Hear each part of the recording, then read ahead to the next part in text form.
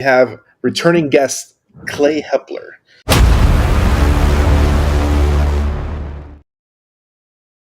He is an experienced land investor doing a mid-market land strategy. His words, not mine. His words, not mine. But if you have not seen the episode, please go check it out. He's very experienced, doing amazing things all over the land space. And I love talking to land investors. But he's back today for Deal Breakdown. We'll recover cool, interesting stories. I know he probably has a bunch of stories, but I do not know what these are. So let's talk about it. What you got? A cool deal. Okay, let me think. Okay, so talk about this deal that we just locked up. Now, by the way, it's a pleasure to be a guest that I left such a great impression on the first time that I got reinvited. I know it's hard to get us scheduled together on the second one, but I'm glad we're here. Hey, me too, man. You never know what happens. It's hard to coordinate the stuff, but I'm glad you're back. Heck yeah. So the deal on this, the deal that we're going to talk about, it's an 84-acre tract, and we first came into our marketing 3 months before we locked it up, basically. About 3 months before we locked it up. And we were working with the seller, but the seller was Greek. The seller could barely speak any English. Greek, and she was interested in selling her property, but didn't seem like she was super interested. She responded to a marketing piece that we sent out, and so we tried to work with her, and all of a sudden she ghosted us. Okay, so she ghosted us completely, but my sales guys don't give up when someone ghosts us, right? And so we kept following up, and we finally connected with her bride-to-be, a gentleman that was spoke English much better. He was an American, and so we really built a relationship with this guy. And we realized the reason why she ghosted us was not because she didn't want to sell the property. After we really built the rapport through our sales process, we understood that the reason why that she didn't want to sell was because she was so stressed because she was getting her divorce papers from her ex-husband, and this property that she was selling was going to serve as the down payment for a commercial property that she was going to buy in her hometown in Greece. And she was so stressed out that she didn't think that she was going to get this because they were fighting amongst each other, that she ghosted us. Oh, man. So one thing that you learn from this is sometimes when people are not responding to you, it's not because they're not interested. And what we use a lot of times is we'll use different forms of reaching out to them. We'll send them a letter. We'll send them a Loom invite. We'll reach out to them on social media. We'll do things in a very respectful manner. Not like stalking, but we're very respectful about how we do it. But we do everything we can to get a hold of the seller. Because when someone ghosts us, and they don't just say hell no or hell yes, we take that as this is an opportunity for us to continue to get this deal to closing, right? And so long story short, we finally reconnected. And when we reconnected, we built a ton of rapport with this seller. This seller then informed us that there were 2 other land investors and a real estate broker that were vying for the same property. So we got into a bidding war. And I hate bidding wars. Any real estate investors hate bidding wars. It's the worst thing in the world. And the way that you minimize the impact of a bidding war is you become closer with the seller. People sell to people that they like. They don't necessarily sell strictly on price. And the things that are really important for a seller oftentimes are the ability to close, trust, rapport. So those 3 things are really important. Rapport is, I like this person. Trust is, I trust that they are a good person. They're going to do what they say they're going to do. And then the ability to close is kind of a different thing all entirely. Is this person able to close? Especially when we're talking about a multiple 6-figure deal, that becomes even more important to the seller, especially when we realize that they're going to use this money at like a 1031 to buy a property in Greece. That's even more important. And so we get into this bidding war, and what happens is we sort of walk through this process again with the seller. I tell my sales guy to get on a call and really work with them, really understand their pain points, their motivations, and they ghost us again. And so they ghost us again for a couple of weeks. We're kind of going back and forth. And then they finally come back and say, hey, we finally got the divorce papers back. We're basically good to go. Here are the numbers, whatever. And, we're going to do highest and best. I hate highest and best. It's the worst. Mm-hmm. It's the worst. Highest and best is the worst because you just throw out a number and it often hurts, right? And so when someone says highest and best, you want to get to the bottom of that and say, what is highest and best? What does that mean to you? Does that mean security? Does that mean that you're looking to get the most out of this? Or do you want to feel like you're in control of the process? Yeah. That's really important. And usually when someone says highest and best, is I don't want to talk to this person because maybe I feel an allegiance to one person versus another. Yep. But I don't really want to engage.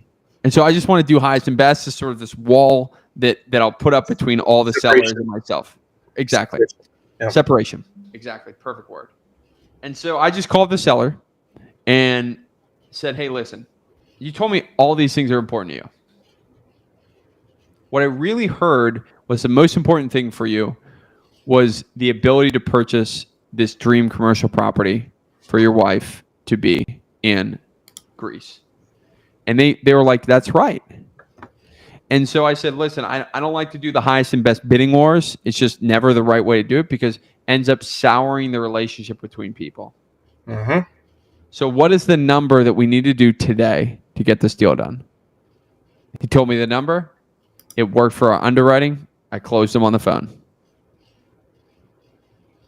That's good, man. It's very. This is textbook negotiations. You need to find out the seller's motivation because the motivation is what really matters. It's not necessarily the price, and that's the key. I hope you all learn something because that is very key to your process in sales. No matter what you're selling, you need to understand their motivation on why they need to sell or why they need to buy, and that's the whole key. That's good, that's one of the things that we find in our sales process is we track our talk time every day. We track our amount of calls every day. We track our offers, our qualifications.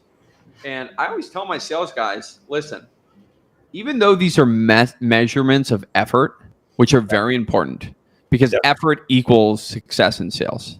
You need to put in a certain amount of reps in order to be successful. It increases your surface area of luck, that is. Yep. But if you make one call a week and close one massive deal a week, every week, and you break all records, I don't give a shit if you're on the phone with someone for 5 hours or 5 minutes. It doesn't matter to me.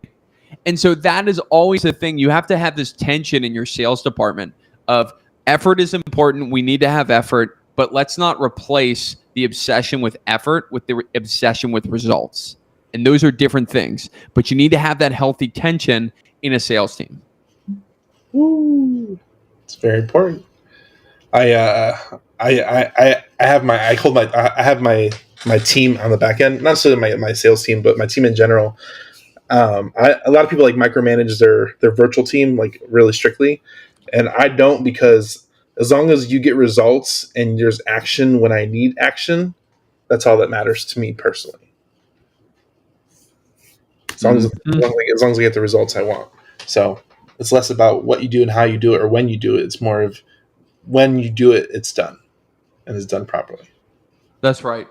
Outcome based, management versus a time based management. And like tools like virtually, like, and I fall into this too. It's like Slack is a lot of times our way of measuring the effort that someone puts in, the responsiveness on Slack. And that doesn't mean shit, but it makes us feel good. Yeah. And so we feel good about when someone responds to me quickly. But if they're actually doing some really good work and I'm interrupting their work, that's a hard balance to strike. And, it comes down to a lot of times in the core values of the organization, how the culture of the organization is run in order to set up those barriers, those boundaries between what is acceptable behavior and what is not acceptable behavior. And it's the performance that's inbuilt within the culture of the company that creates successful behavior no matter who is watching. Ooh, I'm getting into the weeds now. That's good. No, I think, man, for everybody here, if you're new in business, you might want to listen to this one again. If you know about this, if you need to do better, there's a lot of lessons in here. But this is really, really good. I love this. I love the management ownership. Like this is real talk here. There's no fluff here. No fluff. For everybody here, where can people find your course in education? We'll make sure it's plugged in underneath the video. But yeah, I mean, I talk about land investing on Twitter. along with Daniel. Daniel and I are often interacting with each other, like we did this week on Call of Duty Modern Warfare 2. Oh, yeah. Back in the day. So I'm really active on social media, Twitter, Instagram, left so, LinkedIn, very active. And then land-man.io, or you can go to my Twitter sphere or my social media sphere and link up with the land letter. It's a really good free resource that I put out every week. I talked about deal deep dive, and I do a lot of other stuff. And then if you're interested in learning more about how to build a really robust sales team, really robust mid-market strategy, rural recreational strategy, and get some money through the door, you can reach out to land-man.io and learn about the Landman Accelerator. There you go. For everybody here, you know what to do. Go like, share, subscribe. Thank you coming on again, Clay. I know it's hard to get you on the schedule again, but I appreciate it. For everybody here, we'll see you next time. Stay tuned for the next episode. Thanks, guys. Hey, if you have any deals you'd like to submit to the Hive Mind and our team, go to hivebc.io. It's actually the Hive Buyers Club. Submit your deals, and we can hopefully dispel your deal for you. Have a great day.